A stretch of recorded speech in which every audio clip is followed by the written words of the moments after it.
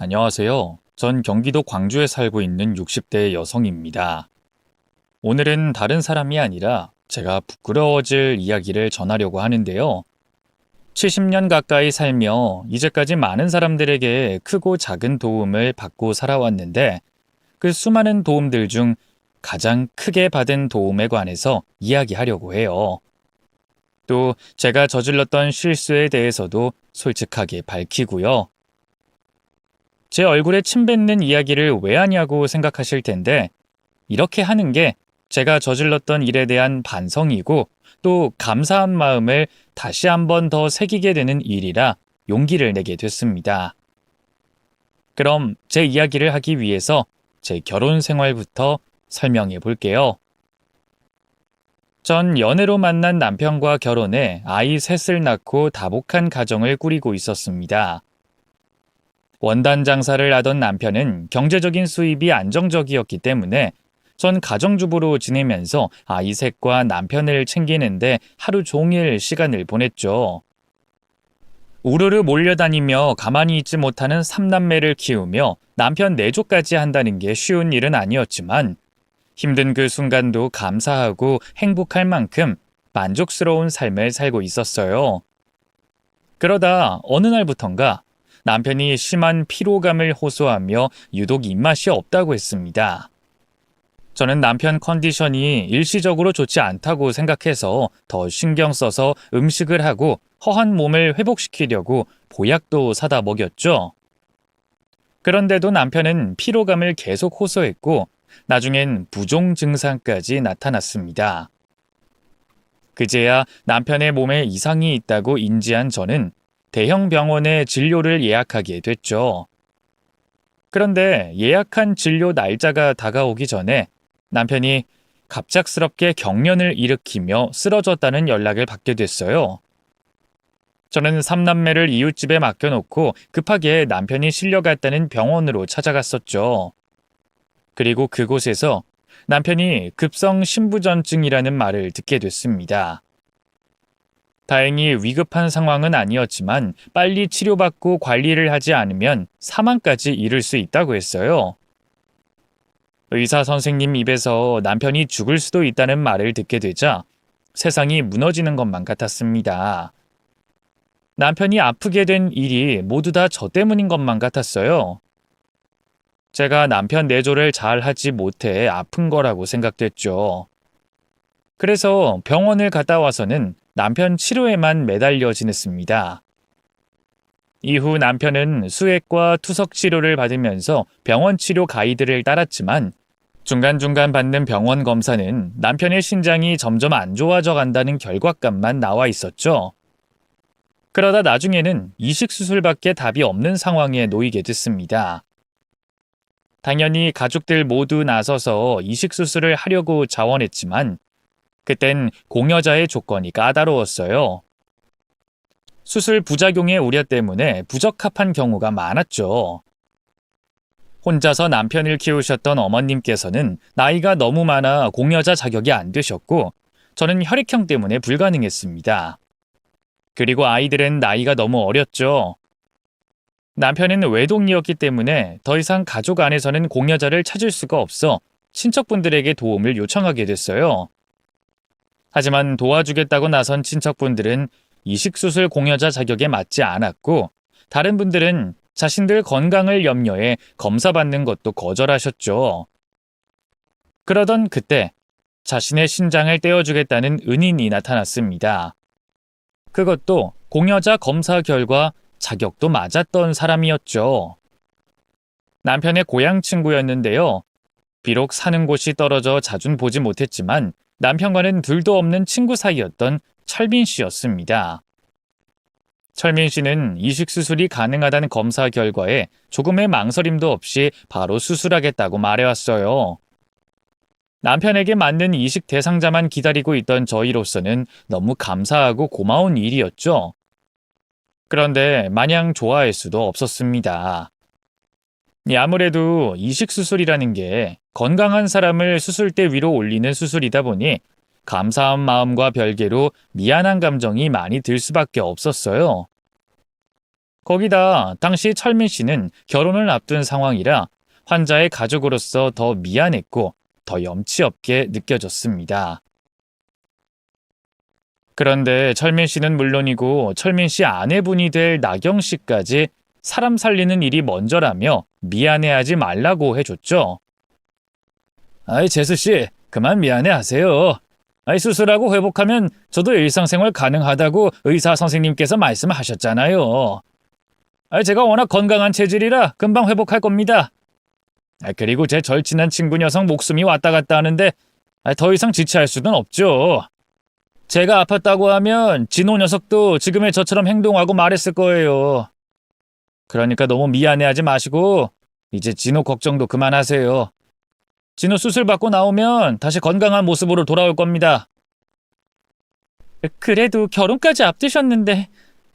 정래 씨, 저희 정말 괜찮으니까 마음 편하게 가지세요. 저도 좋은 마음으로 이 사람 수술 허락한 거니까요. 그리고 이제 우리 같이 남편 건강 회복하는 데 신경 써요. 만남도 자주 갖고 연락도 자주 하면서 말이죠. 정말 고마워요. 제가 이 은혜는 잊지 않고 꼭 갚을게요. 두 사람이 우리 그 일을 또 우리 가족을 살렸어요. 정말 고마워요. 은인 같은 사람들이었어요.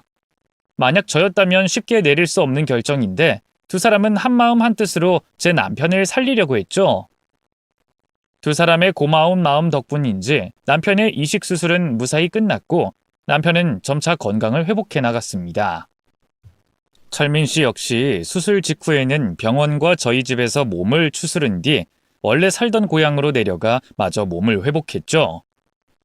안색부터 좋아지는 남편을 보며 이제 더 이상의 남편 건강 걱정은 없을 거라고 생각했습니다. 그런데 이식 수술을 한 지 2년이 가까워지고 있었을 때 남편이 수술한 신장 쪽 부근에서 통증을 느꼈어요. 처음엔 수술 후 환통이라고 생각했는데 그러기엔 너무 자주 아팠어요. 이전에도 병원 가는 걸 미루다 급성 신부전증이 왔었기 때문에 이번엔 같은 실수를 하지 않으려고 병원으로 찾아갔었죠. 그런데 무슨 연유인지 수술한 신장 쪽에 큰 염증이 발견됐어요. 병원 측에서는 수술 후 경과도 좋았고 정기적으로 받는 검사 결과에서도 이상이 없었기 때문에 염증이 생긴 일에 대해 어찌된 일인지 모르겠다고 했습니다. 그건 저희 쪽도 마찬가지였죠. 수술 후 남편은 신장에 무리가 가지 않는 식단으로 새끼를 챙겨 먹었고 소화제나 비타민 같은 가벼운 약도 절대 먹지 않았습니다. 입으로 들어가는 건 무조건 병원 의사와 상담을 한 후에 결정했죠. 어쨌거나 그 이유는 알 수 없었지만 남편의 신장 수치는 위험한 수치였기 때문에 병원에 입원을 해 치료받게 됐죠. 병원에서 위험하다고 했지만 남편은 농담을 할 만큼 여유가 있었기 때문에 병원에서 관리와 치료를 받으면 나을 거라고 생각했어요. 그런데 하루하루 상태가 나빠졌던 남편은 급기야 혼수 상태에 빠지게 됐고 의식을 잃은 뒤 이틀 만에 세상을 떠나게 됐죠. 너무나도 허망하게 남편을 잃게 됐던 저는 가슴이 찢어지게 아팠습니다. 공여자 찾기 어려운 이식 수술까지 잘 마치고 건강하게 지내던 남편이 갑작스럽게 세상을 떠나니 그 현실을 믿을 수가 없었어요. 그렇다고 남편 잃은 슬픔에 빠져 있을 수도 없었죠. 제가 먹여 살려야 하는 아이가 셋이나 있었으니까요. 허망하게 세상을 떠난 남편 장례를 마친 뒤 저는 눈앞에 보이는 현실에 쫓겨 살게 됐습니다. 과거 남편의 투병 생활과 수술비, 그리고 수술 후 추가로 들었던 비용들로 인해 이미 모아뒀던 재산은 전부 다 썼었고 빚밖에 남지 않았거든요. 우선 집을 팔아 생활하는 데 필요한 돈을 만들어야 했고 그 이후론 일을 하면서 저 혼자 아이 셋을 키워나갔습니다. 안 해본 일이 없었어요. 집에서 하는 부업부터 식당, 공사장, 청소일 등등 시간이 맞고 돈이 된다면 가리지 않고 일을 했죠. 또 혼자서 바깥일과 집안일을 하느라 정신이 없던 와중에도 애들 공부에 관해서 엄청 신경 썼습니다. 제가 가장 듣기 싫었던 말이 애들 아빠가 없어서 뭐가 어쨌다는 말이었어요. 그래서 제가 가르칠 수 있는 예절 교육은 물론이고 애들 공부하는데 시간과 돈을 아끼지 않았습니다. 하지만 그렇게 지원을 해준다고 한들 다른 집 애들이 받은 지원만큼은 아니었겠죠. 그리고 제 직장과 집 계약 때문에 이사가 잦아 애들도 그 시절 그 생활이 참 많이 힘들었을 겁니다. 그래도 아이들은 곧고 바르게 자라줬고 힘든 엄마를 생각해 자기들 앞길을 알아서 잘 찾아줬죠. 또 첫째와 둘째 모두 자신들은 고생하더라도 막내 동생만큼은 고생 없이 많은 지원 속에서 자라길 바랬죠. 그래서 첫째와 둘째가 돈을 벌기 시작했을 때부터 동생 뒷바라지를 해줬어요. 덕분에 막내 미연이는 유학까지 다녀와 외국계 회사에 다니며 가족들 바람대로 생활하고 있었죠. 첫째, 둘째는 시집과 장가를 갔었고 막내 역시 어디다 둬도 빠지지 않은 사람이 되어 있었기에 이제 저만 아이들에게 피해를 주지 않게 제 몸 관리 하나만 잘 관리하면 된다고 생각했습니다. 그때부터 애들 걱정은 한시름 놓고 지내고 있었죠. 그런데 제 가슴이 한 번 더 철렁하는 순간이 찾아왔습니다. 아는 지인을 만난 뒤에 집으로 돌아가는 중이었는데 거리에 서서 무엇인가 골똘히 생각하고 있던 막내딸을 보게 된 거예요. 반가운 마음에 딸에게 다가가려고 했는데 딸이 발걸음을 돌려 어디론가 들어가고 있었습니다. 바로 뒤에 있던 대학병원이었죠. 딸이 대학병원엔 무슨 일로 찾아간 건지 궁금했어요.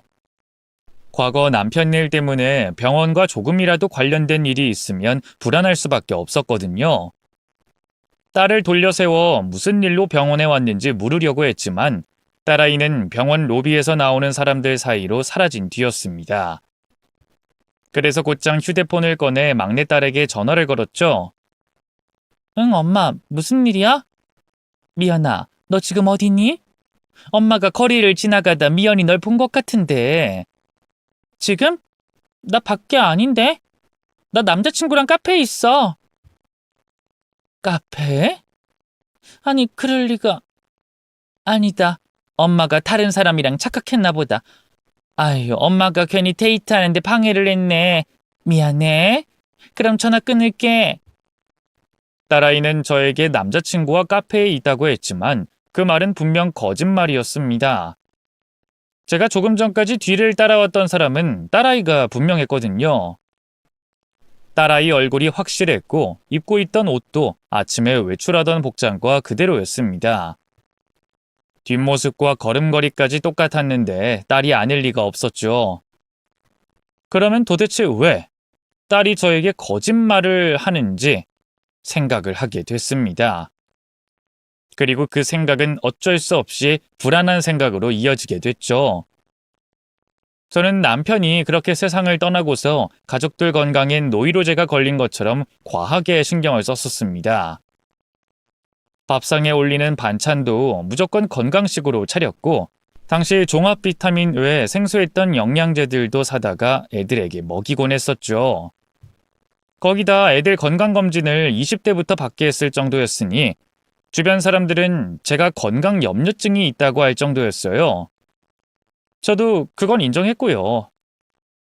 그러다 보니 저에겐 딸이 거짓말까지 하면서 병원에 있는 그 당시 상황이 심각하게 느껴졌습니다.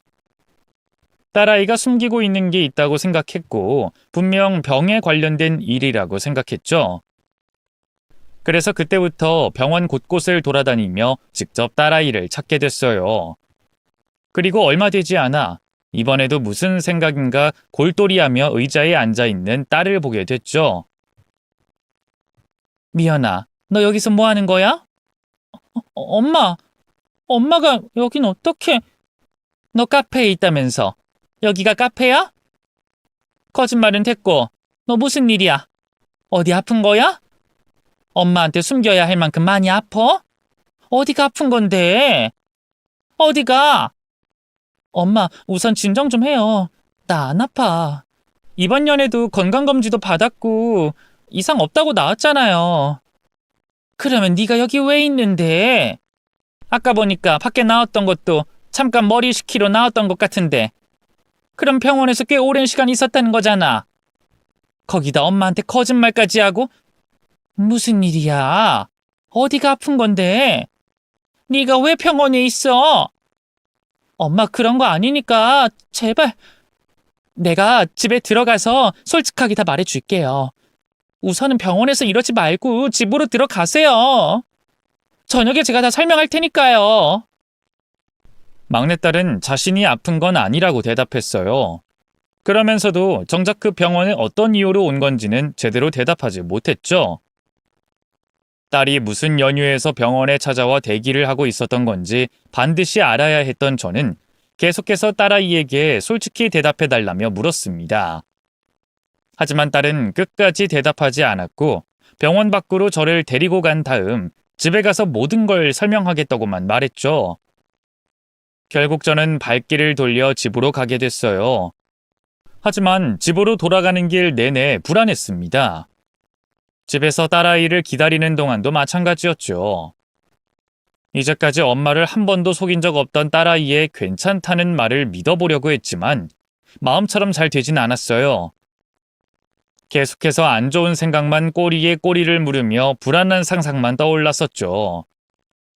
딸을 기다리는 동안 1시간이 10년 같았습니다. 그리고 불안한 마음에 좀처럼 가만히 앉아있을 수 없었죠. 그렇게 집안 곳곳을 돌아다니며 딸이 오기만을 기다리던 중에 드디어 딸이 현관문을 열고 집 안으로 들어왔어요. 저는 현관 앞에 나가 이제 막 집으로 들어오는 딸을 붙잡고 낮에 있었던 일에 대해서 묻게 됐죠. 너 정말 무슨 일이야? 뭐 때문에 엄마한테 거짓말까지 하면서 병원에 있었던 거냐고? 엄마, 앉아서 이야기해요. 어머, 어떡해. 너 정말 병에 걸린 거야? 엄마가 뭘 잘못했지? 뭘 놓친 거지? 엄마, 저 남자친구 사귀는 거 알죠? 제가 사귀고 나서 바로 말했으니까. 만난 기간도 얼추 알고요. 너 지금 무슨 뚱딴지 같은 소리야? 지금 네 이야기 하는데 왜 남자친구 이야기가 나와? 저 준기 씨 많이 사랑해요. 사람들 기준에 얼마나 만나야 오래 만난 거고 서로를 진심으로 사랑한다고 판단하는진 모르겠지만 그런 것들과 상관없이 우리 두 사람 서로를 진심으로 사랑하고 믿고 있어요. 또 서로 가지고 있는 가치관도 같고요. 저 그 사람과 결혼하고 싶어요. 허락해 주세요. 뭐? 그게 무슨... 너 엄마한테는 집에 와서 솔직하게 다 말하겠다며. 그런데 왜 갑자기 하라는 병원 이야기는 하지 않고 남자친구와 결혼하고 싶다는 말을 해? 결혼 이야기는 나중에 하는 걸로 하고 네가 병원에 간 이야기나... 잠깐. 너 설마 임신한 거니? 그래서 지금 결혼 이야기 꺼내는 거야? 아니요, 임신 아니에요. 그럼 이제부터 제가 왜 병원에 있었는지 설명할게요. 실은 준기 씨가 아파요. 준기 씨가 아프다는 사실은 요 몇 달 전에 같이 병원에 갔다가 알게 됐어요. 준기 씨 암 투병 중이에요. 암? 어쩌다 젊은 친구가 암에 걸렸어. 그러면 너 네 남자친구 곁에 있어주느라 병원에 있었던 거야? 네. 그런데 엄마, 조금 전에 제가 말했던 말 기억하세요? 저 그 사람과 결혼하고 싶다는 말이요. 그 말씀 드리려고 아까 병원에서 대답 바로 못했던 거예요. 뭐? 너 지금 무슨 소리 하는 거야? 네 남자친구 지금 암 투병 중이라며. 그런데 무슨 결혼을 해? 결혼은 암 완치하면 그때 하는 거지. 투병 중에 무슨 결혼이니? 원래도 결혼하려고 저희끼리 준비하던 중이었어요. 원래 저희들 계획대로였다면 준기 씨가 암 진단 받았을 때 양가 부모님께 결혼 인사 드렸을 거고 지금쯤 결혼식 올렸을 거예요. 그런데 중간에 이런 일이 생겨서 어쨌든 저 준기 씨와 결혼하고 싶어요. 지금 그 사람 곁에 제가 있어야 해요. 제가 여자친구로서는 그 사람 곁에 할 수 있는 것들이 너무 없어요. 입원하는 것도 대신 업무를 보는 것도 여자친구라는 이유로 제가 할 수 있는 게 없다고요. 그리고 제가 그 사람 하루 종일 돌보면서 힘이 돼주고 같이 극복하고 싶어요. 잠깐의 감정에 휘둘려서 내린 결정 아니에요.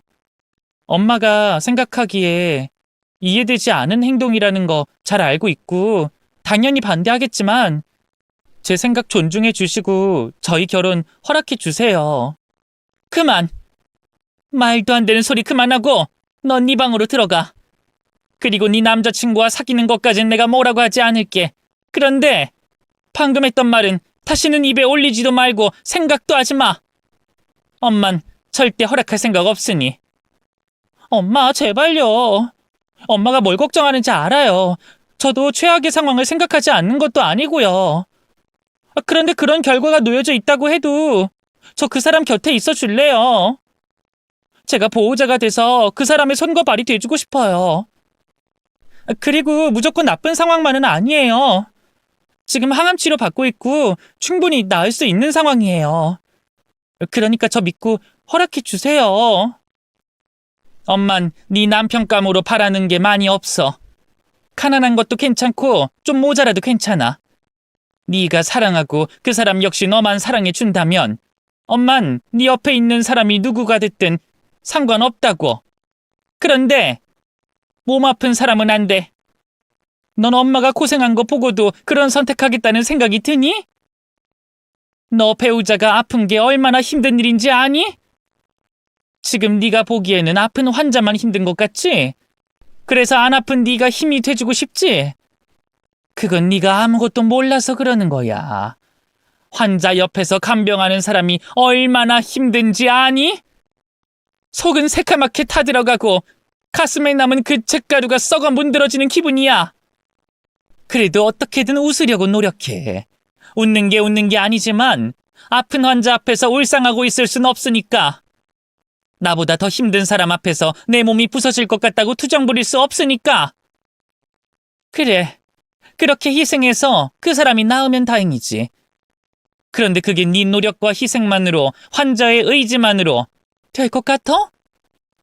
아무리 좋은 의사를 만나고 아무리 좋은 치료를 받아도 어떤 병을 나을 수 있는 확률은 50대 50이야. 반반이라고 하니까 확률이 높아 보여. 엄마가 말한 반반은 이렇게 모든 조건이 환자에게 맞춰졌을 때도 반반이라는 소리야. 그런데 그런 상황이 가능할 것 같아? 너도 네 남자친구 항암 치료하는데 따라다녔다니까 알 거 아니야. 네 남자친구 처음 항암 치료 받았을 때처럼 치료 몇 번 한 뒤에도 웃으면서 괜찮다고 하든? 아니지? 처음 치료 받았을 때와 다르지? 그런데 나중엔 어떻게 될 것 같아? 환자도 보호자도 하루에 수십 번 감정이 변해. 사람이라 그럴 수밖에 없다고. 미연아, 너 지금 네 남자친구 병을 빨리 알아차리지 못했다는 죄책감 때문에 또는 네 남자친구와 결혼 안 하겠다는 선을 그으면 네가 나쁜 년이 되는 것 같아서 잘못된 판단을 내리는 거야. 그러니까 결혼 이야기는 없던 이야기로 하고 너는 여자친구로서 네 역할 하면서 남자친구 만나. 그 집 부모 형제도 있을 텐데 왜 네가 사서 고생하려고 그래? 엄마가 어떻게 살아왔는지 알고 다 봤으면서. 남편을 병으로 잃었던 저에겐 도저히 허락할 수도 이해할 수도 없는 딸의 부탁이었습니다. 당연히 딸에게 결혼을 반대하고 절대 있을 수 없는 일이라고 못을 박았죠.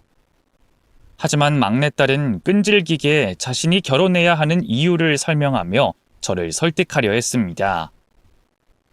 감정의 흔들림으로 내린 결정이 아니라며 절대 후회하지 않을 자신이 있다고 제게 말해왔죠. 소용없는 말과 행동이었어요.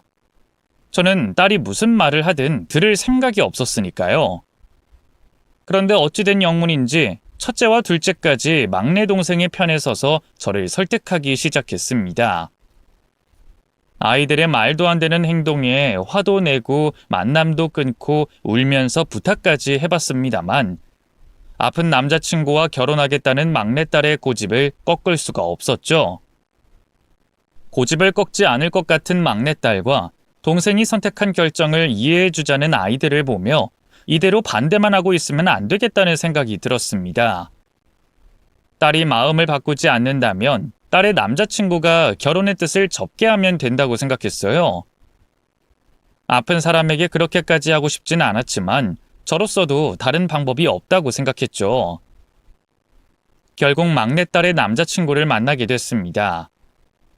미연이 남자친구는 저를 보자마자 죄송하다는 말을 먼저 했어요. 그리고 제가 무슨 일로 만나자고 한 건지 눈치를 챈 모습이었죠. 어머님, 심력 끼쳐 죄송합니다. 내 얼굴 보자마자 죄송하다는 걸 보니까 내가 왜 불렀는지 아나 봐요? 그럼 나도 빙 둘러 이야기하지 않을게요.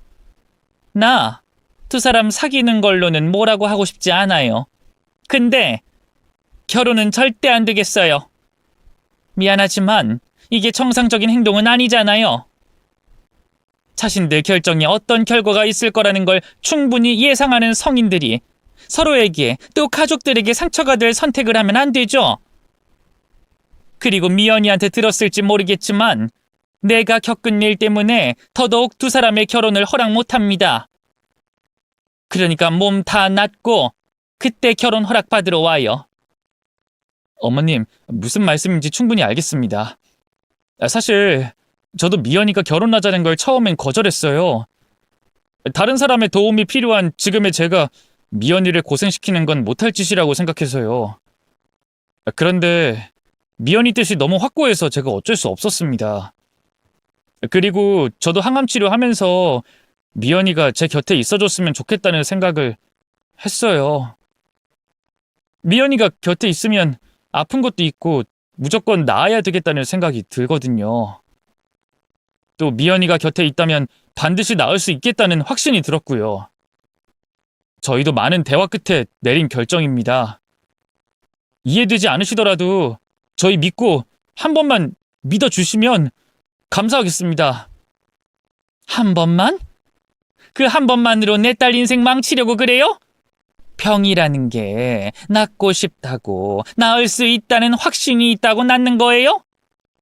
아픈 사람에게 이런 말까지 하고 싶지는 않지만 정말 너무 이기적이고 염치 없다는 생각 안 들어요?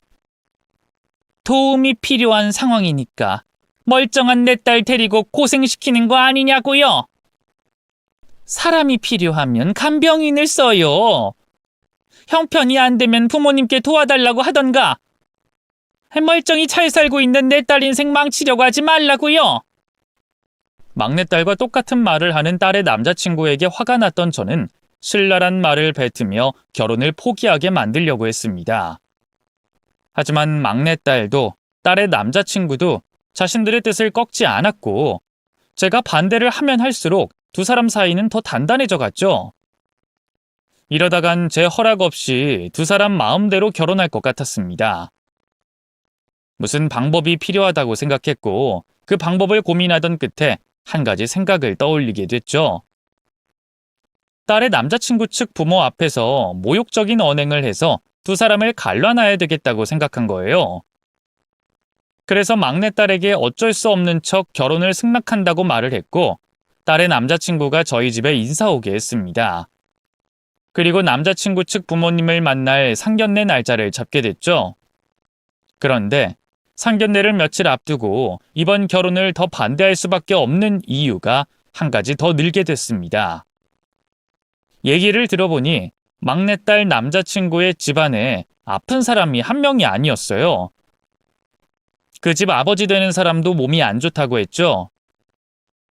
엄마, 그 상견례 때 말이야. 준기 씨 아버님은 못 오실 것 같아. 아니 왜? 그럼 상견례를 미룰까? 아니, 실은 준기 씨 아버님께서 몸이 많이 편찮으시거든. 어디가 아프신 건 아닌데 무리를 못 하셔. 보통 사람들이 생각하는 일상생활도 힘들어 하시고. 그래도 상견례 때 꼭 오시려고 하셨는데 아무래도 몸이 따라주지 않으시나 봐. 당일날까지는 시간이 남긴 했지만 상견례 당일 이런 말 전하면 예의가 아니라고 하셔서 우선 못 오시는 걸로 알고 있어줘.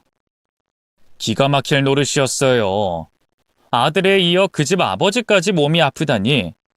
만약 이대로 제 딸의 결혼을 허락했다간 귀한 제 막내딸이 자기 남편도 모자라 시아버지까지 간병할 상황이었습니다. 꼭 어떻게 해서든 이번 상견례 자리에서 두 사람이 갈라서도록 만들겠다고 다짐하게 됐죠. 막내딸은 상견례를 치르기로 한 날까지 불안해했어요. 상견례장에서 제가 심한 말을 뱉을까 싶어서 걱정됐던 거죠. 엄마, 내일 상견례 자리에서 이야기하다 보면 어쩔 수 없이 준기 씨랑 아버님 몸 상태 나오는 건 이해하는데 표정이나 말은 좀 조심하고 가려서 해. 우리끼리 있을 때처럼 편하게 말하다가 말실수하지 말라고. 결혼 허락까지 하고 상견례 자리까지 하는 마당에 엄마가 왜 그 자리 분위기를 망치려고 하겠어? 물론 아직도 그 집 상황이 내 마음에 들진 않지만 내가 어쩌겠냐. 그쪽 집안에서 반대하지 않으면 이 결혼 엎어질 것 같지도 않은데. 그렇게 딸을 안심시켜 놓고 내일 상견례 자리에 나온 상대 측 엄마에게 어떤 식으로 모욕감을 줘야 할지, 어떻게 행동해야 상대 측에서도 이 결혼을 반대할지 고민하며 밤을 보냈습니다. 그리고 다음 날 다시 한번 마음을 다잡으며 두 사람을 떼어놓기 위한 상견례 자리로 나가게 됐죠. 딸의 남자친구와 그의 엄마는 저희보다 먼저 상견례 자리에 도착해 있었습니다. 저희 가족도 약속 시간보다 일찍 도착했는데 말이죠. 그땐 그런 모습조차 밉게 보였어요. 자신들 스스로도 이 결혼이 말도 안 되는 일이라는 걸 알고 저희 쪽에게 잘 보이려 알아서 기는구나 싶었거든요. 그래서 말을 섞기도 전부터 두 사람을 갈라놓을 수 있을 거라는 자신감이 붙었습니다. 상대가 자신들 주제를 아는 듯 보이니 제가 두 사람을 반대하는데 순순히 따르겠다 싶었죠. 뭐 좋은 일이라고 자리를 길게 가지다 중간에 말을 꺼내겠어요. 어차피 뭐 저나 상대나 기분이 나쁜 건 똑같을 텐데. 빨리 자리를 끝내는 게 맞는 일이다 싶어서 지체하지 않고 입을 뗐죠. 일찍 와주셔서 다행이네요. 더 시간 낭비할 것 없이 제가 이 자리에 나온 본래 목적을 말씀드릴게요. 서로 자식 키우는 입장에서 제가 하는 말 이해해 주시리라 생각합니다. 솔직히 저 이 결혼 인정 못합니다. 애들 결혼 허락하고 이 자리까지 나온 이유는 애들이 워낙 고집을 피우길래 이 자리에 나와서 준기 어머님께 이 결혼 반대해달라고 없던 일로 하자고 나온 거예요. 원래는 제가 더 심한 말 하려고 했습니다만 보아하니 준기 어머님께서도 이 결혼이 얼마나 턱도 없는 일인지 알고 계시는 얼굴이라 이 정도로 얘기하는 거예요. 아시죠? 이 결혼에 문제가 되는 부분을. 저희도 남들 앞에서 자랑할 만한 집안은 아니라는 거 압니다. 그런데 어떻게 암 환자를 사위로 맡겠습니까? 거기다 바깥 분께서도 몸이 안 좋아서 집에 계신다면서요. 그런 집에 어떻게 제 딸을 시집 보낼 수 있겠어요? 저도 제 남편 투병 생활하는 거 다 보고 간병하다 그 사람 떠나보냈기 때문에 환자 가족의 삶을 누구보다 잘 알아요. 그래서 다른 건 몰라도 아픈 사람이 둘이나 있는 집에는 보내질 못하겠네요. 저 혼자로는 애들 떼어놓는데 불가능하니 준기 어머님께서도 좀 말려주세요. 엄마, 지금 무슨 소리 하는 거야? 여기서 왜 이래? 제가 갑자기 쏟아내는 말에 놀란 딸은 왜 이러는 거냐며 난리였고 딸의 남자친구는 고개를 푹 숙인 채 그 상황을 받아들이기 힘들어했습니다. 두 사람의 반응을 보며 저도 기분이 좋을 순 없었어요. 하필 과거 내 남편에게 있었던 일 때문에 딸의 남자친구 쪽 집안 상황이 그러해서 벌어질 수밖에 없었던 당시 그 상황이 저도 안타까웠죠. 하지만 저는 엄마였기 때문에 제 딸에게 가장 행복한 미래를 만들어줘야 했습니다. 그래서 어쩔 수 없었죠. 두 사람의 얼굴을 확인한 저는 제 말에 대한 대답을 듣기 위해 딸 남자친구의 어머니를 쳐다봤어요. 남자친구 어머니 역시 너무 놀랐는지 저를 빤히 쳐다보고 있었죠. 그런데 쳐다보는 모습이 좀 이상했습니다. 화가 난 얼굴도 너무 놀라 넋이 나간 표정도 아니었어요. 계속 제 얼굴을 쳐다보면서 무엇인가 확인하는 듯 보였죠. 그러다 제가 한 말과 상관없는 말을 해왔어요. 우리 어디서 본 적이 있죠? 당신 설마... 네? 무슨 말씀하시는 거예요? 방금 전에 남편분이 투병 생활 하셨다고 했죠? 혹시 신부전증 아니었어요? 이식 수술도 받았고... 네, 그걸 어떻게 하세요? 맞네. 나 모르겠어요? 우리 본 적 있는데. 왜? 나 김철민 씨 아내 되는 사람이에요.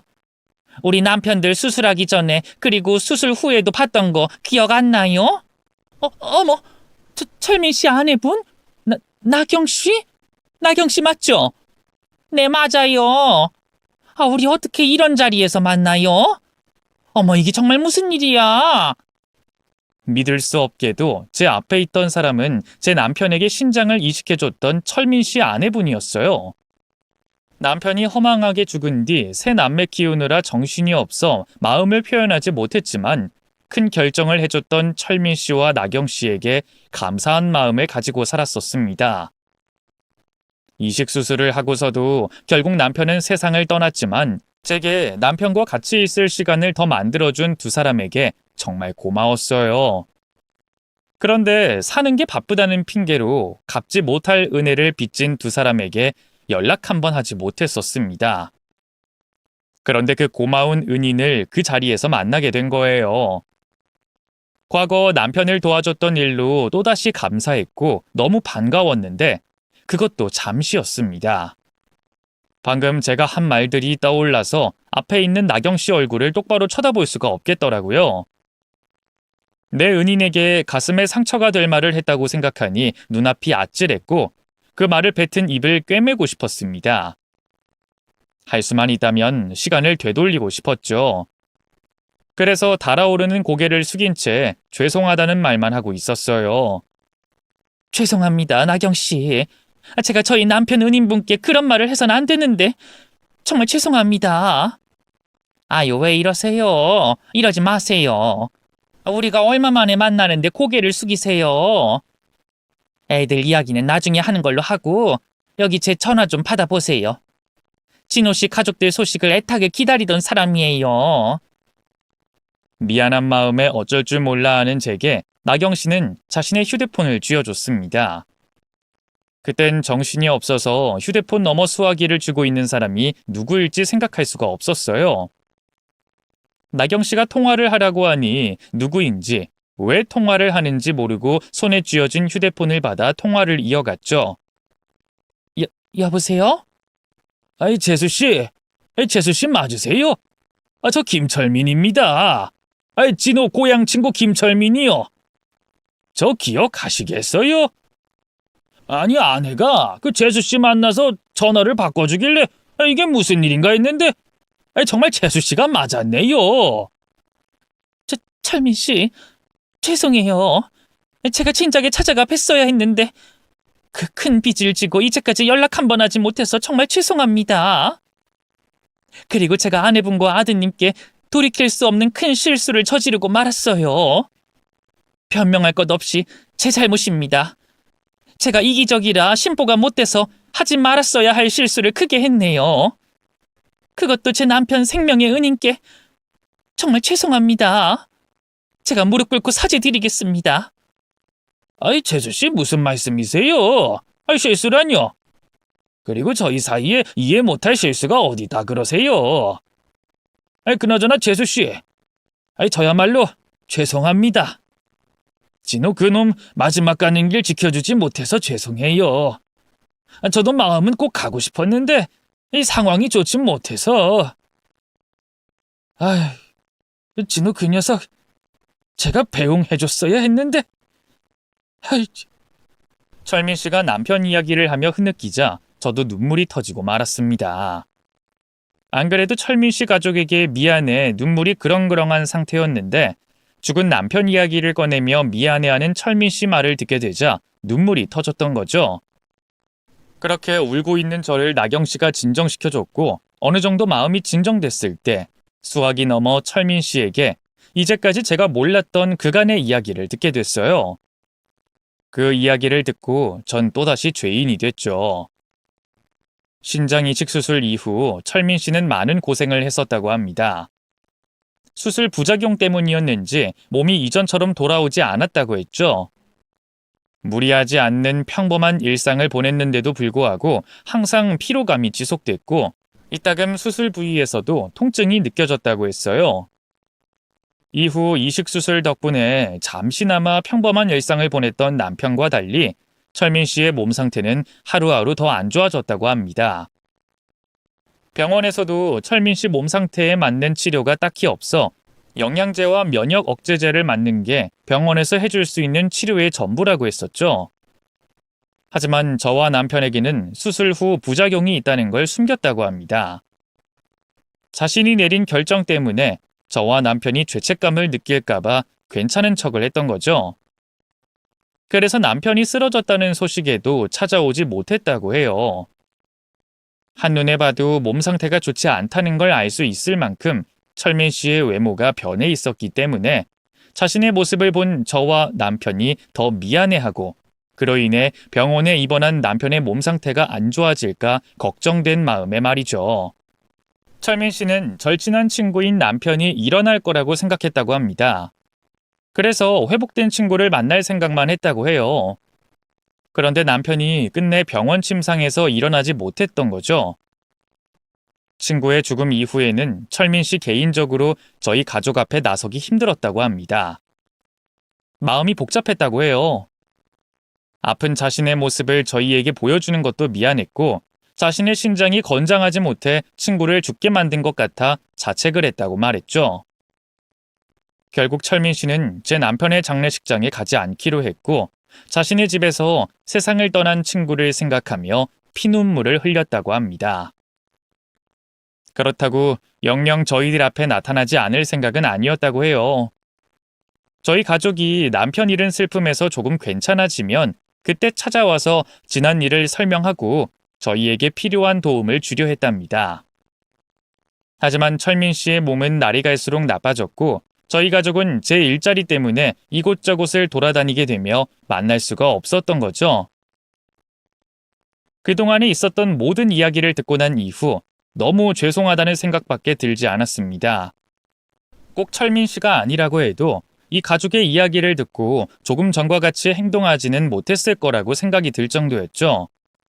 거기다 제가 못된 말을 뱉었던 대상이 철민 씨네 가족이라 더 가슴 아프고 죄송했습니다. 만약 내 남편을 도와주지만 않았다면 철민 씨네 가족은 다른 삶을 살고 있었을 거라는 생각에 나 자신이 한없이 부끄러웠죠. 그래서 전화기를 붙잡고 있는 동안에 숙였던 허리를 펼 수가 없었어요.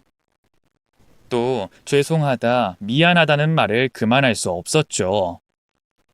그런데 전화기 너머 철민 씨도 그렇고 옆에 있던 나경 씨도 그렇고 원망하는 목소리 하나 없이 괜찮다며 절 위로해 줬습니다.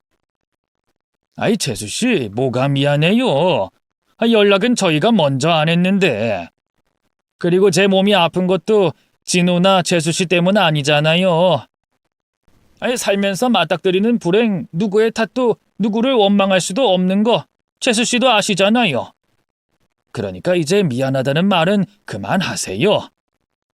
아이, 그래도 그 이식 수술 때문에 철민 씨가 죄송해요. 전 철민 씨가 아픈 줄도 모르고 그리고 제가 나경 씨와 준기 군에게 너무 큰 잘못을 했어요.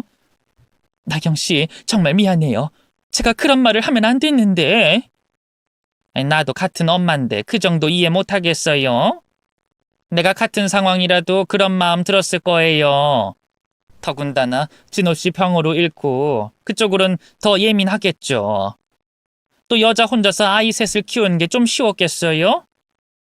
애정은 좀 많겠어요? 그렇게 귀하게 키운 딸이 아픈 남자친구와 결혼하겠다고 하니 당연히 반대하죠. 나도 오늘 상견례 자리에 오신 미연이 어머님께 한 소리 듣겠구나 싶어서 마음 단단히 먹고 왔어요. 그러니까 방금 전에 한 말 너무 마음에 두지 말아요. 그리고 정말 고생 많았어요. 전부 들을 수 있었던 건 아니지만 미연이 통해서 미연이 어머님께서 어떻게 살아왔는지 얼마나 열심히 사셨는지 들었어요. 같은 여자로서 엄마로서 존경스럽다고 생각했고요. 우리 아까 전 일은 이제 잊기로 하고 서로 살아온 이야기 나누면서 서로를 다독여 주자고요. 혼자서 고생 많았다며 제가 한 행동들을 다 이해해 준다는 나경 씨의 그 말에 지난 30여 년간 남편 없이 저 혼자 가정을 꾸려나가기 위해 어떤 상황에서도 무너지지 않으려고 했던 제가 무너져 버렸습니다. 무릎을 꿇고 엉엉 소리를 지르며 오열하게 됐죠. 오열하는 저를 아이들이 안아줬고 나경 씨가 제 손을 놓지 않고 잡아줬습니다. 이후 조금씩 진정이 됐던 저에게 나경 씨가 아이들 결혼에 대해서 말을 꺼냈어요. 저 미연이 어머님, 이 결혼 아픈 자식을 둔 저로서 입이 10개라도 할 말이 없고 무슨 말을 해도 염치 없는 말이라는 걸 알아요. 그래서 저도 애들을 말려봤습니다. 그런데 두 사람 도저히 떼어놓을 수가 없더라고요. 이 아이들 우리가 반대한다고 말린다고 서로를 포기할 아이들 아니에요. 그러면 두 사람 마음이라도 편하게 후회하지 않게 해주는 게 우리 몫이 아닐까요? 그리고 준기가 약속하더라고요. 미연이를 위해서, 미연이 어머님을 위해서 꼭 암을 이겨보겠다고. 준기가 제 아들이라서가 아니라 준기는 자기가 뱉은 말은 꼭 지키는 믿음직한 아이입니다. 그래서 전 준기를 믿어보려고요. 또 준기뿐만 아니라 두 사람을 믿고 이 결혼 허락하는 거예요. 그러니 미연이 어머님께서도 조금만 더 아이들을 믿고 아이들 입장에서 생각해 주시길 바랄게요. 물론 허락해달라 강요하는 건 아니에요. 어떤 결정을 하시든 미연이 어머님 선택을 존중할 겁니다. 나경 씨의 그 말을 듣고 난 뒤 잠시 혼자 생각하는 시간을 가졌던 저는 미연이와 준기를 쳐다봤습니다. 그리고 두 사람에게 물었죠. 너희 나와 준기 어머님께서 반대해도 끝끝내 결혼할 거니? 죄송하지만 저희 어떤 일이 있어도 헤어지지 않을 거예요. 그럼 미연이 너 앞으로 무슨 일 있어도 준기 옆에 있을 자신 있어? 네. 준기 군은 어머님께 한 말 지킬 수 있겠어요? 미연이를 위해서 나를 위해서 낳겠다는 말이요. 네, 반드시 낳을 겁니다. 낳아서 좋은 남편, 좋은 아들, 좋은 사위가 되겠습니다. 내 딸 지켜줄 수 있을 만큼 건강해질 수 있다는 거죠? 네. 미연이, 내가 그리고 언니 오빠가 정말 관심 많이 쏟았고 뭐든 다 해주려고 했지만 채워주지 못한 게 많아요. 그 결핍된 부분 준기군이 옆에서 우리들 대신 채워줘요. 그건 준기군만 채워줄 수 있는 것 같으니. 아까 그리고 이제까지 내가 준기군에게 못되게 굴었던 거 사과할게요. 미안해요. 그리고 우리 딸 부탁할게요. 행복하게 살 수 있게 해줘요. 어머님, 감사합니다. 저 정말 미연이 행복하게 만들어주겠습니다. 이 세상에서 가장 행복한 여자로 만들겠습니다. 그리고 어려운 결정 내려주신 어머님께 정말 잘하겠습니다. 이 은혜 꼭 갚겠습니다. 전 두 사람의 결혼을 허락했습니다. 그날 알게 됐던 사실과 위로를 받았던 감사함 때문에 감정적으로 두 사람의 결혼을 승낙한 건 아니었어요. 오히려 더 차분히 생각한 다음 내렸던 결정이었죠. 그때까지 저는 두 사람을 갈라놓을 수 없다는 걸 알면서도 떼를 쓰고 있었습니다. 그리고 저 역시 사랑하는 사람 옆을 지키는 게 절대 후회할 행동이 아니라는 걸 알았고, 과거에 저도 똑같이 행동했으면서도 고집을 피우고 있었죠. 그 고집은 제가 아직 마음속에서 남편을 완전히 떠나보내지 못했기 때문이었어요. 그걸 사돈께서 해주신 말 덕분에 깨닫게 된 거죠. 그래서 마지막으로 두 사람의 의지를 한 번 더 확인한 다음 허락을 했던 거예요. 우여곡절 끝에 상견례 자리를 양가 모두 만족스럽게 마친 후 저는 이제는 사돈이 된 철민 씨와 나경 씨 집으로 찾아갔습니다. 그리고 아주 오랜만에 만난 철민 씨에게 정식으로 감사하다는 인사와 죄송하다는 말을 여러 번 전하게 됐죠. 철민 씨는 마치 친구인 제 남편을 맞이해 주듯이 절 반겨줬고, 우리는 서로가 살아온 이야기를 나누며 이제까지 못 나눴던 회포를 풀었습니다. 이후 양가 가족들 모두 자연스럽게 어울리게 됐고, 미연이와 준기는 양가 가족의 축복 속에 결혼식을 올리게 됐죠. 미연이와 준기가 결혼하고 난 뒤에는 제가 할 일이 한 가지 더 늘게 됐어요. 사위 준기가 암 치료를 받을 때마다 쫓아다녔던 거죠. 미연이도 말렸고 사돈께서도 말렸지만 여유가 있을 때마다 준기를 돌보겠다며 제가 고집을 부렸습니다. 그건 제 남편이 사돈께 받은 도움과 제가 저질렀던 실수를 만회하고 보답하고자 한 행동이었습니다. 또 제 딸아이의 행복을 위한 행동이기도 했죠. 그래서 불만이 있거나 힘들진 않았어요. 또 너무나도 감사하게도 점점 좋아지는 준기의 모습을 곁에서 볼 수 있었기 때문에 오히려 제가 더 보람찼죠.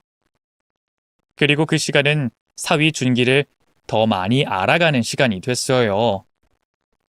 무조건 결혼을 반대하느라 보지 않으려고 했던 준기의 모습은 제가 생각했던 것보다 더 듬직했고 더 사랑스러운 아이였습니다. 이런 사위를 제 아집 때문에 놓칠 뻔했다고 생각하니 어쩌려고 그렇게 무식한 행동을 했었나 후회가 들 정도였죠. 그 힘든 항암 치료를 하면서 준기는 가족들 누구에게도 짜증 한 번 내지 않았고 스스로에게도 항상 웃음을 보이며 힘든 시간을 잘 견뎌줬습니다. 그리고 결국 자신이 약속했던 것처럼 암 완치 판정을 받았어요. 단순히 항암 치료를 마친 게 아니라 치료를 마친 후 5년이 지난 뒤에도 이상이 없어 완전한 암 완치 판정을 받았던 거죠. 사위의 암 완치 판정을 듣게 된 뒤에는 저도 사돈과 사위에게 가지고 있던 마음의 짐을 조금 내려놓을 수 있었습니다. 이후 다른 고민거리 없이 행복한 삶을 보냈어요. 아이들 모두 결혼시켰고 과거의 은인과 사돈까지 됐으니 제가 무슨 걱정거리가 있었겠어요. 또 아이들과 배우자들 모두 제게 무척 잘하기도 했고요. 이제 정말 마음 편히 늙어가기만 하면 되겠구나 싶었는데 중간에 예상하지 못한 일이 생겼었습니다. 고민거리 없다고 저 스스로 몸 관리하는데 안일했던 건지 제가 비알코올성 간경화 말기라는 청천벽력 같은 소리를 듣게 된 거예요. 전 곧바로 병원에 입원하게 됐고 간이식을 하기 위해 공여자를 찾게 됐죠. 고맙게도 가족들 모두가 간이식을 해주겠다며 나섰습니다만 그중 막내 사위 준기가 자신이 결혼 허락을 받았을 때와 암투병 생활할 때 받은 은혜를 갚겠다며 가장 목소리를 높여 이식을 해주겠다고 주장했어요. 요즘은 공여자와 수혜자 사이에 큰 제약이 없어 누구나 가능한 상황인데도 말이죠. 오히려 제가 거절을 하려고 했습니다. 사돈이 남편에게 이식을 해줬던 일도 있었고 암투병으로 고생했던 사위를 또다시 병원 침대에 눕히기 싫었거든요. 그래서 거절하려고 했는데 자신이 꼭 해주고 싶다고 고집을 부리더군요. 다른 가족들은 몰라도 막내딸과 사위의 고집은 저번 일로 잘 알고 있었습니다. 제가 고집을 부려봤자 두 사람 고집은 못 꺾는다는 걸 알고 있었기 때문에 신랑이라도 덜하고자 감사하게 받기로 했어요. 물론 제 자식 같은 사위의 간을 곧 죽어도 여한이 없을 제가 받는다는 게 꺼려지고 미안했지만 아이들의 뜻이 같았고 사돈 역시 허락을 해줬기 때문에 다른 생각은 하지 않기로 했죠. 그렇게 지금은 사위 덕분에 얻게 된 건강을 잘 관리하며 지내고 있습니다. 사위 준기 역시도 다행히 건강하게 지내고 있고요. 과거 제 잘못된 판단과 아집으로 준기를 못 믿어하고 미워했지만 이제 준기는 저에게는 생명의 은인이자 제가 가장 사랑하는 제 자식입니다. 또 준기 덕분에 다시 만나게 된 제 남편의 은인, 사돈들께도 항상 감사하다는 말을 전하는 걸 입에 달고 지내고 있어요. 앞으로 가족들 모두를 공평하게 사랑하며 지내겠지만 이 세 사람과는 더 특별한 관계로 지내지 않을까 싶네요. 제 목숨 다하는 날까지 감사해 하면서 말이죠. 여기까지가 제 인생을 180도로 바꿔놓은 이야기였고요. 이제부턴 반전 없는 힘들지 않은 평탄한 그리고 행복한 제 삶을 살아갈 겁니다. 제 사연 채택해 주셔서 감사하고요. 전 이만 인사드리고 물러나겠습니다. 감상해 주셔서 감사드리고 다들 안녕히 계세요.